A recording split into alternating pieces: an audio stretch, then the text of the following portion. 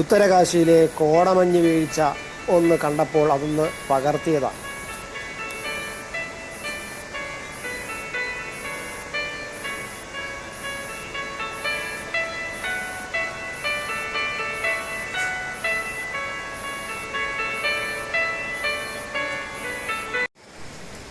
ഞങ്ങൾ താമസിച്ചിരുന്ന സ്ഥലത്തെ വിശേഷങ്ങളാണ് ഈ കാണുന്നത്. ഞങ്ങൾ രാവിലെ ബ്രേക്ക്ഫാസ്റ്റ് കഴിക്കുന്നതാണ്. നമ്മൾ ഇവിടെ നിന്ന് തന്നെ പാചകക്കാരെ കൂടെ കൊണ്ടുപോയി നമ്മുടെ ഓരോ ക്യാമ്പിലും വച്ച് പാചകം ചെയ്ത് നമ്മുടെ ഭക്ഷണം തന്നെയാണ്, കേരള ഭക്ഷണം തന്നെയാണ് നമ്മൾ കഴിച്ചത്. ആ യാത്രയുടനീളം അതുകൊണ്ട് തന്നെയാണ് നമുക്ക് യാതൊരു ശാരീരിക ബുദ്ധിമുട്ടും ഉണ്ടായില്ല. നമ്മുടെ ക്യാമ്പ് നയിക്കുന്ന പ്രതാപേട്ടനും പ്രകാശുമാണ് നമ്മളിപ്പോൾ കണ്ടത്. പ്രകാശാണ് ഇഡ്ഡലിയൊക്കെ എടുത്ത് കൊടുക്കുന്നത്. ഇഡ്ഡലി എടുത്തുകൊണ്ട് പോയത് പ്രതാപേട്ടനാണ്. എന്തായാലും ഞങ്ങളുടെ യാത്ര വീണ്ടും കേദാർനാഥിനെ ലക്ഷ്യമാക്കി പോകാനുള്ള തയ്യാറെടുപ്പിലാണ്. പോകുന്ന വഴിയിൽ ടെഹരി ഡാം അങ്ങനെയുള്ള, അതുപോലെ തന്നെ ശ്രീനഗർ, അതായത് നമ്മുടെ കാശ്മീരിലെ ശ്രീനഗറല്ല, അല്ലാതെ തന്നെ ഒരു ശ്രീനഗറുണ്ട്, നമ്മുടെ ഉത്തരാഖണ്ഡിലെ ശ്രീനഗർ. ആ പ്രദേശത്തു കൂടിയൊക്കെയാണ് നമ്മൾ കടന്നു പോകുന്നത്. അപ്പോൾ നമ്മൾ യാത്ര തിരിക്കുന്നതിന് മുമ്പ് ഒന്ന് നിന്നപ്പോൾ അവിടെ ഈ കോടമഞ്ഞ് അങ്ങനെ വളരെയധികം കൂടിക്കൂടി വരികയും ഒക്കെ ചെയ്യുന്നതാണ് കണ്ടത്. അതുകൊണ്ട് അതൊന്ന് പകർത്തി.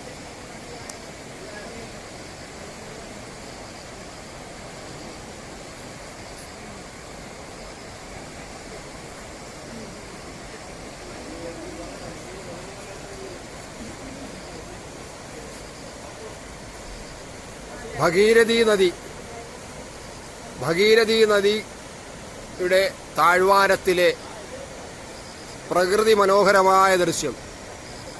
കോടമഞ്ഞ് നദിയിലേക്ക് അടുത്തടുത്ത് കൊണ്ടിരിക്കുന്നു.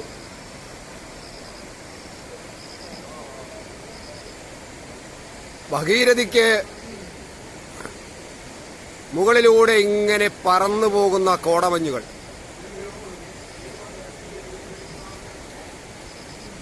ഭഗീരഥി നദിയെ ഒന്ന് ചുംബിച്ചാലെന്ത് എന്ന മോഹത്തോടെ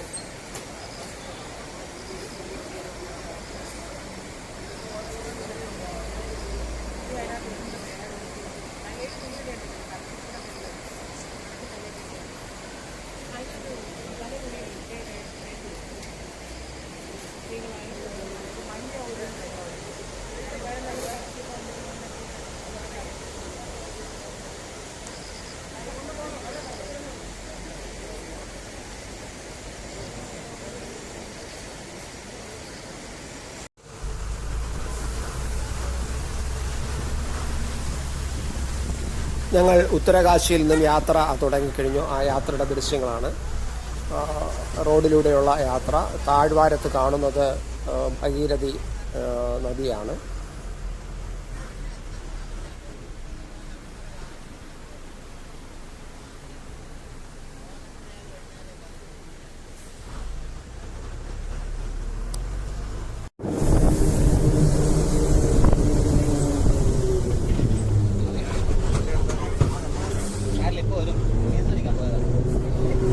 കേദാർനാഥിലേക്കുള്ള യാത്രയിലാണ് ഞങ്ങളിപ്പോൾ.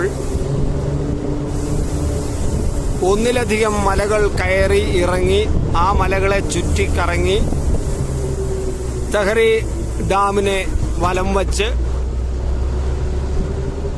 മൈലുകളോളം നീണ്ടുകിടക്കുന്ന ടെഹരി ഡാമിന്റെ അതിമനോഹരമായ സൗന്ദര്യം ആസ്വദിച്ച് ഹിമാലയത്തിന്റെ ആ വശ്യഭംഗി നുകർന്നുകൊണ്ട് ഞങ്ങൾ യാത്ര തുടരുകയാണ്.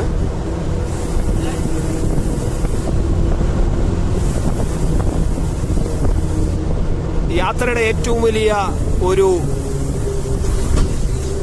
സന്തോഷം എന്ന് പറയുന്നത് ഈ മലകൾ കയറി ഇറങ്ങുന്നതാണ്. നമ്മൾ സാധാരണ മലകൾ കയറിയിട്ട് അതേ വഴിയിലൂടെ മലയിൽ തിരിച്ചിറങ്ങുന്നതാണ് നമ്മൾ കാണുന്നത്. പൊന്മുടിയിലൊക്കെ പോയിട്ട് വരുന്നത് നമ്മൾ കാണാറുണ്ട്.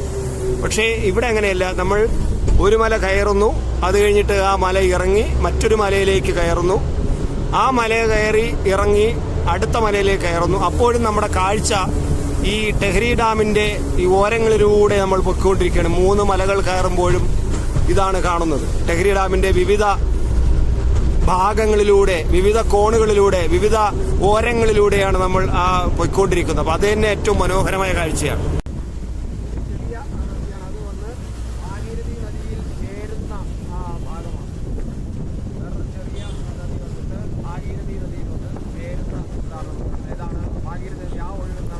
ഹിമാലയത്തിലെ ചെറിയ ചെറിയ നീർച്ചാലുകൾ വന്ന് ഭഗീരഥി നദിയിൽ ചേരുന്ന ഒരു പ്രധാന സ്ഥലമാണ്. അത് പല കോണുകളിൽ നിന്നും ചെറിയ നീർച്ചുളകൾ വന്നിറങ്ങുന്നത് കണ്ടു.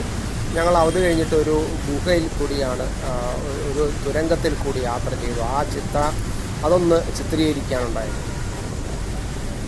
തുരങ്കത്തിൽ കൂടിയുള്ള ബസ് യാത്ര ഒരു കൗതുകമുള്ള യാത്രയായിരുന്നു. അങ്ങനെയാണ് അതിന്ന് പകർത്തിയത്. ബസ്സിലിരുന്നു കൊണ്ട് തന്നെയാണ് ഒന്ന് പകർത്തിയത്.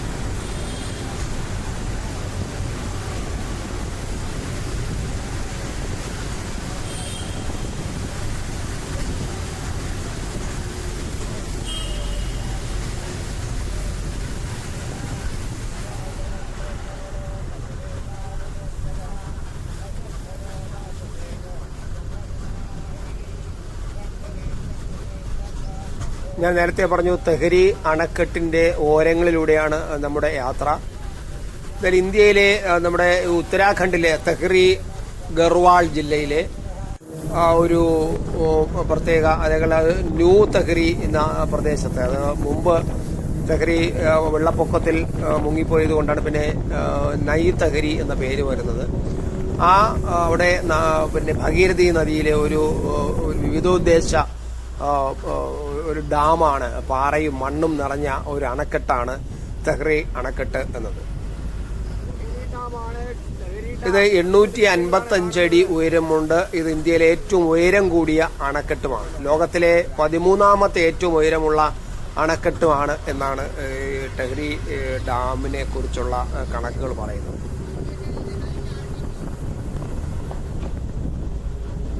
ഏറ്റവും ഉയരം കൂടിയ സ്ഥലത്തുള്ള ഒരു ഡാമാണ് എന്നാണ് പറയുന്നത്.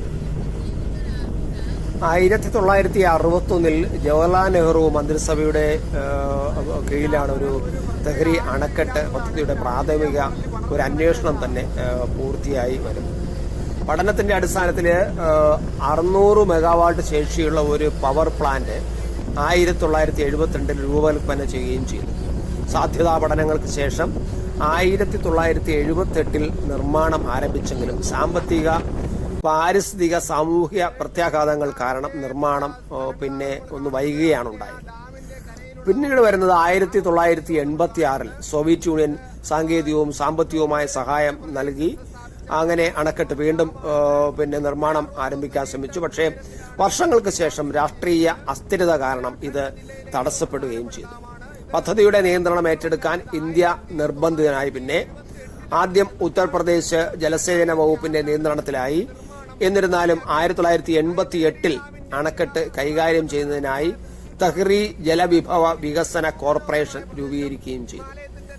ഫണ്ടിന്റെ 75% ഫെഡറൽ സർക്കാരും 25% സംസ്ഥാനവും നൽകും എന്നതായിരുന്നു അന്നത്തെ ഒരു ഒത്തുതീർപ്പ്, അല്ലെങ്കിൽ അന്നത്തെ കരാർ. പദ്ധതിയുടെ മുഴുവൻ ജലസേന പദ്ധതിയും ഉത്തർപ്രദേശ് ധനസഹായം നൽകുകയും ചെയ്യും എന്നാണ് ഉണ്ടായത്. എന്തായാലും തെഹ്രി അണക്കെട്ട് 260.5 മീറ്റർ, അതായത് ഞാൻ നേരത്തെ പറഞ്ഞു 855 അടി ഉയരം ഉള്ള പാറയും മണ്ണും നിറഞ്ഞ ഒരു അണക്കെട്ടാണ്. ഇതിന്റെ നീളം 575 മീറ്റർ, അതായത് 1886 അടി ആണ് ഇതിന്റെ നീളം. ഇതിന്റെ ഒരു വീതി 20 മീറ്റർ, അതായത് 66 അടിയാണ് ഇതിന്റെ ഒരു വീതി എന്ന് പറയുന്നത്. അടിത്തറയുടെ വീതി 1128 മീറ്ററാണ്, അതായത് 3701 അടിയാണ് അടിത്തറയുടെ വീതി. എന്നിവയാണ് അണക്കെട്ടിന്റെ ഒരു സാങ്കേതികമായ വശം. 52 കിലോമീറ്റർ, അതായത് 20 ചതുരശ്ര മൈൽ ഉപരിതല വിസ്തീർണമുള്ള 3.54 ക്യൂബിക് കിലോമീറ്റർ, അതായത് 2,87,000 ഏക്കർ അടി വിസ്തീർണം ഈ കിലോമീറ്റർ പ്രദേശം. ഇതാണ് ഇതിന്റെ ഒരു പ്രത്യേകത. എന്തായാലും ഈ റോഡ്, അത് കഴിഞ്ഞ് നമ്മൾ തെഹ്രി ഡാം കണ്ടുവരുമ്പോൾ കുറച്ച് നല്ല റോഡുകളാണ് കാണുന്നത്. ഇവിടെ ഉത്തരാഖണ്ഡ് സർക്കാരും ഒക്കെ ചേർന്ന് ഈ ചാർധാം യാത്ര, തീർത്ഥാടന യാത്രകർക്ക് സൗകര്യം ഉണ്ടാക്കാൻ വേണ്ടി റോഡുകൾ നവീകരിക്കുന്നുണ്ട്. ഇപ്പൊ നമ്മൾ കുറെ ദുർഘടമായ വഴിയിൽ കൂടെയാണ് യാത്ര ചെയ്തതെങ്കിലും ഇവിടെ വന്നപ്പോൾ കുറച്ച് നല്ല റോഡുകളാണ്. അത് ഇടയ്ക്ക് കുറച്ച് നല്ല റോഡുകൾ വരുന്നുണ്ട്. വഴിയിലെല്ലാം നമ്മൾ റോഡ് നിർമ്മാണം നടക്കുന്നതും കാണുന്നുണ്ട്. എന്തായാലും ഈ ടെഹരി ഡാം ചുറ്റിക്കറങ്ങി പോകുമ്പോൾ കുറച്ച് നല്ല റോഡുകളുടെ അല്ലെങ്കിൽ യാത്രാസുഖമുള്ള റോഡുകൾ കണ്ടത് ആണ് ഞാൻ.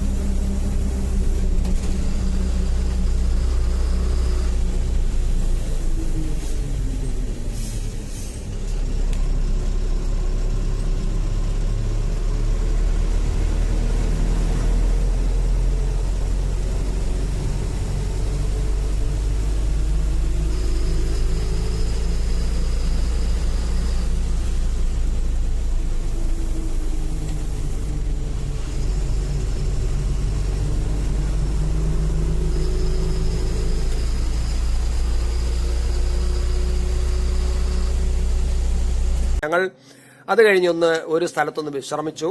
ആ വിശ്രമിച്ച് കുറച്ചു നേരം, കാരണം ദീർഘദൂരം ഇങ്ങനെ ബസ്സിൽ യാത്ര ചെയ്യുമ്പോൾ ഒന്ന് വിശ്രമിക്കാമെന്ന് വിചാരിച്ചു. ഇതാണ് നമ്മുടെ സാരഥി, ബസ്സിന്റെ സാരഥി. ഈ ദുർഘടമായ വഴിയിൽ കൂടി, അതായത് ഒരു കഷ്ടിച്ചൊരു ബസ്സിന് പോകാൻ പറ്റുന്ന വഴികളിൽ കൂടിയൊക്കെ ഞങ്ങളെ വളരെ സുരക്ഷിതമായി കൊണ്ടുവന്ന ഒരു സാരഥിയാണ് നമ്മൾ കണ്ടത്. ഇതാണ് ഞാൻ നേരത്തെ പറഞ്ഞ സാരഥി. അയാൾ ഇങ്ങനെ ഫോൺ ചെയ്ത് നിൽക്കുന്നതാണ് കാണുന്നത്.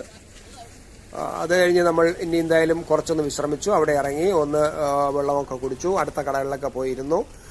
അത് കഴിഞ്ഞിട്ട് വീണ്ടും യാത്ര തുടരാനുള്ള ശ്രമമാണ്. അങ്ങനെ ഞങ്ങൾ വീണ്ടും യാത്ര തുടരുകയാണ്. ഈ ഇരിക്കുന്ന ചുവന്ന ഉടുപ്പിട്ട ഒരു പയ്യനുണ്ട്, ഇവനാണ് കിളി. ഇവനാണ് ഈ ബസ്സിന്റെ കൂടെ എല്ലാ കാര്യത്തിനും കൂടെ ഉണ്ടായിരുന്ന ആള്. ഞങ്ങൾ യാത്ര വീണ്ടും തുടരുകയാണ്.